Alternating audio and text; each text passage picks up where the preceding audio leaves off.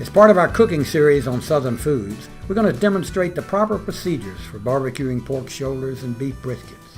Once you know how to smoke these large pieces of meat, any recipe with ingredients you like will be terrific. There's a real commitment involved in smoking pork shoulders and whole beef briskets. It's at 10 or 12 hours in a smoky environment. You don't want any direct flames underneath the meat. It's the long cooking time at low temperatures and in a smoky environment that tenderizes the meat, melts the fat, and makes the barbecue irresistible.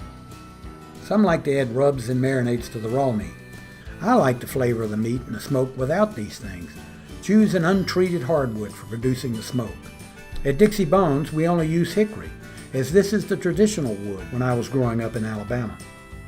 Put the meat on the rack, fat side up. This is very important, so as the fat dissolves, it flows down through the meat, keeping it moist. Since the meat is not exposed to direct flames, you don't have to turn it over and over. If your recipe calls for basting the meat during the cooking process, use one that does not contain tomato products, as this will burn and ruin the flavors. Most of the smoke flavor will be imparted in the first 2 or 3 hours.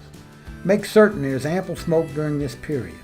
You should let the smoke die down during the latter stages because too much smoke will overpower the flavors, making the meat taste bitter. You can tell when the meat is done when you poke your finger into the thickest part and it penetrates easily. Take the meat off the grill, cover it with aluminum foil, and let it rest for 20 to 30 minutes before eating. If you plan on serving the meat much later, after letting it rest, wrap it in aluminum foil and hold it in a warm 150 to 160 degree oven. It will keep for hours this way. The brisket will have a fat layer on top. You can leave it on when slicing it or remove all or part of it to suit your taste. The pork will have pockets of fat embedded inside the meat. Remove it, as the pork fat is not that appealing. Now find a recipe that sounds good to you, incorporate the things we shared, and you'll have your family's own favorite barbecued pork and beef.